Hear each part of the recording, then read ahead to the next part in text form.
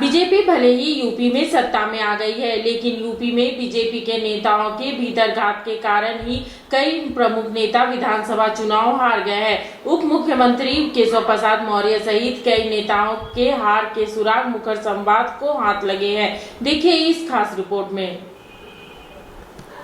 उत्तर प्रदेश में बीजेपी भले ही प्रचंड बहुमत के साथ एक बार फिर सत्ता पर काबिज होने जा रही है, लेकिन हकीकत यह है कि अगर बीजेपी के अंदर भीतरघातीय न होते तो बीजेपी 2017 से बड़ी जीत हासिल करती, यानी 325 सीटों से भी ज्यादा। डिप्टी सीएम केशव प्रसाद मौर्य की सिराथू से हार, शामली के थाना भवन से मंत्री सुरेश राणा की हार, कैराना से मृगांका सिंह की हार, सिद्धार्थनगर के इटवा से मंत्री सतीश द्विवेदी की हार। पार्टी के अंदर से जुड़े हुए नेता ही इन हारों के लिए जिम्मेदार हैं।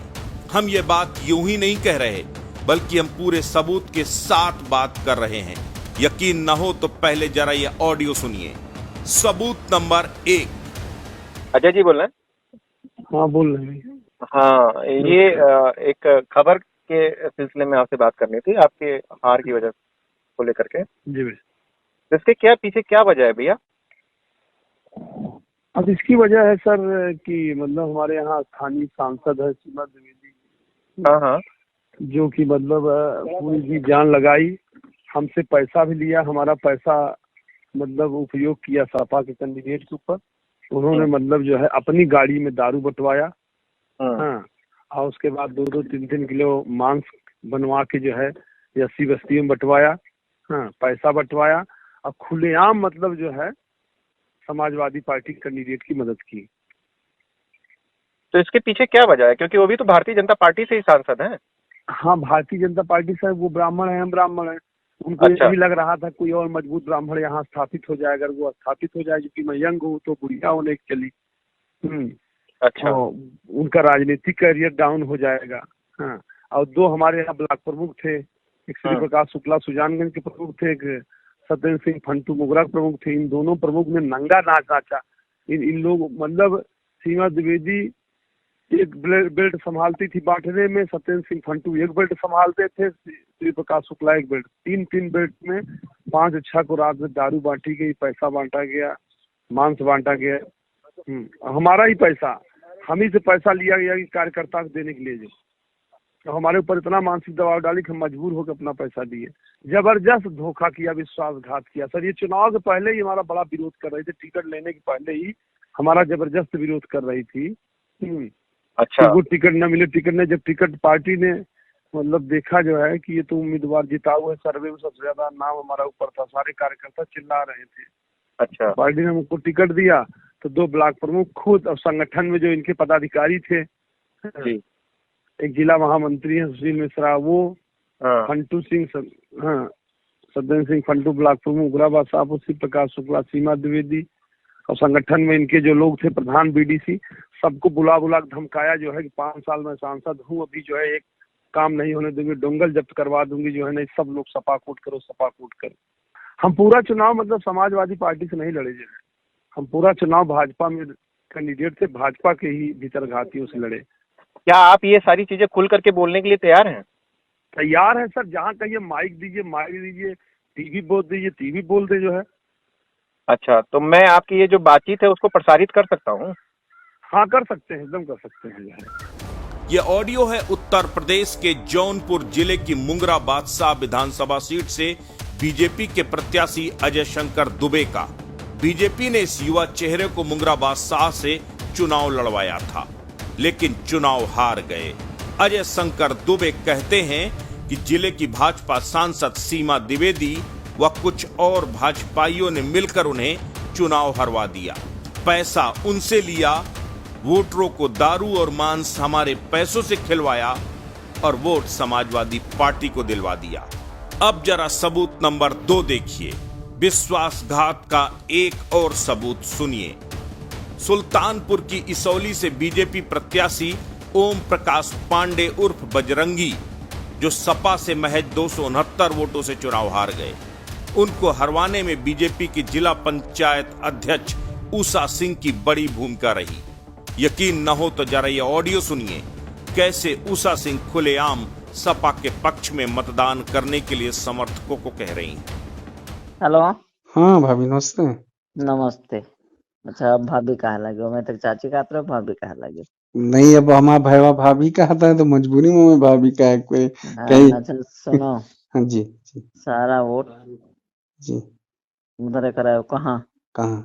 कहाँ तुम बताओ। अब आप आदेश कीजिए। नहीं तुम बताओ। आप आदेश कर दीजिए, उसका पालन करेंगे। आदेश कीजिए। सपा सपा। चलिए ठीक ठीक। हाँ, सब सपा में जाना चाहिए, ये चलिए। वोट इधर उधर न जाए। चलिए ठीक ठीक ठीक। लेकिन मेरा नाम ना है कि भाभी ने कहा। अरे भाभी इतना समझदार है बच्चा, आपको कोई दिक्कत नहीं, नहीं। बच्चा तुम्हारा समझदार है, जी, एक हम ठीक। बता देता। ठीक ठीक। पूरा है ना कला सब उस पे जाए। चलिए ठीक लेकिन ठीक पता नहीं। ठीक ठीक। मठा वाला देख लियो जरा। हम देख लेंगे, ठीक है। वो ठीक है, अपने स्तर में मार ठीक। बेइज्जती न हो पाओ बच्चे का, समझ लो भाभी ऐसी वो है, रास्ता का कांटा जब बन जाएंगी। जी जी जी जी जी जी। ठीक भाभी, ठीक ठीक हाँ ठीक ठीक ठीक। ये सब ऑडियो तो महज बानगी हैं। अब बात सिराथू की।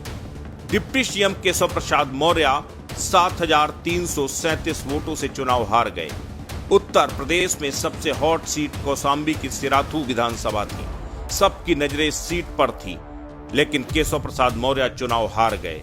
उनके चुनाव हारने के पीछे पार्टी के ही कई बड़े चेहरों को वजह मानी जा रही है। चर्चा इस बात को लेकर थी कि योगी आदित्यनाथ के साथ केशव प्रसाद मौर्य की अदावत की कीमत केशव को हार कर चुकानी पड़ी, लेकिन सच्चाई इससे ठीक उलट है। पार्टी के अंदर के सूत्रों के अनुसार बीजेपी से सांसद विनोद सोनकर की निष्क्रियता केशव की हार की बड़ी वजह बनी। विनोद सोनकर दूसरी बार कौशाम्बी से सांसद बने हैं, लेकिन उसके बाद भी विनोद सोनकर की कौशाम्बी में नहीं चलती, क्योंकि वहां अधिकारियों से लेकर नेता तक डिप्टी सीएम केशव प्रसाद मौर्य की बंदगी करते थे। केशव प्रसाद मौर्य केंद्रीय नेतृत्व के भी बेहद करीबी रहे। यही वजह थी कि अंदर खाने विनोद सोनकर केशव प्रसाद मौर्य को किनारे लगाना चाहते थे। अनुसूचित जाति के वोट बैंक का केशव के साथ न जाने की वजह से केशव को हार का सामना करना पड़ा। अब बात शामली के थाना भवन विधानसभा की। यहां से गन्ना मंत्री सुरेश राणा भी चुनाव हार गए। इस हार के पीछे भी बीजेपी के सांसद सहित कई बड़े नेताओं की भूमिका को माना जा रहा है।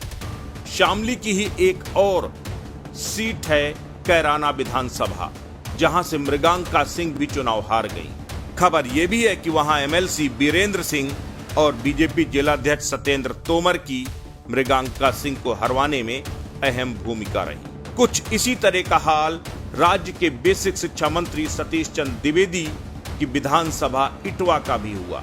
सिद्धार्थनगर की इटवा विधानसभा से नजदीकी मुकाबले में सतीश द्विवेदी सपा के माता प्रसाद पांडे से महज 1,662 वोटों से चुनाव हार गए। इस हार के पीछे भी सिद्धार्थनगर के बीजेपी सांसद जगदम्बिका पाल की निष्क्रियता को इसकी बड़ी वजह माना जा रहा है। इतना ही नहीं, बीजेपी के डुमरियागंज से प्रत्याशी राघवेंद्र सिंह की भी इसमें बड़ी भूमिका रही। वो खुद तो चुनाव हार गए, लेकिन उनकी खिलाफत की कीमत सतीश द्विवेदी को चुकानी पड़ी। उत्तर प्रदेश में इस तरह की 2 दर्जन से ज्यादा सीटें हैं, जहां पार्टी के अंदर नेताओं ने ही भितरघात करके पार्टी प्रत्याशियों को हराने में बड़ी भूमिका अदा की।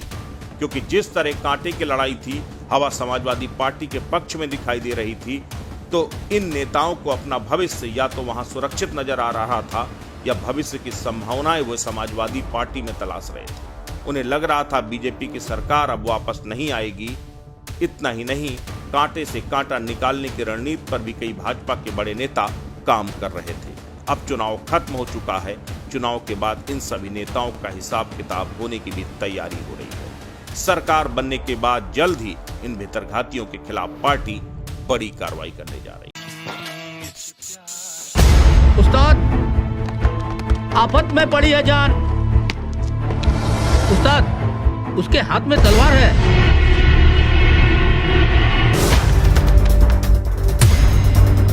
तलवार का मुकाबला पाइप से।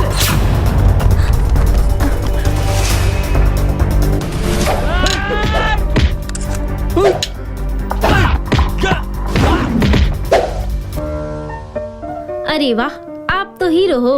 हीरो मैं नहीं, ग्लाइको पाइप है। अरे बॉस का कॉल। हेलो, आज का हेडलाइन क्या है? आज का हेडलाइन तो ग्लाइको पाइप है सर। ग्लाइको पाइप, हम चुकाते हैं एक एक बूंद की कीमत। जब टूटती है आस, जब थकती है सांस, जब रूठते हैं अपने, मुंह मोड़ता है जमाना, जब अंगड़ाई लेता है संकल्प, फिर बनती है कहानी, बनते हैं अनमिट निशान। देखिए मेरे साथ संघर्ष की दास्तां।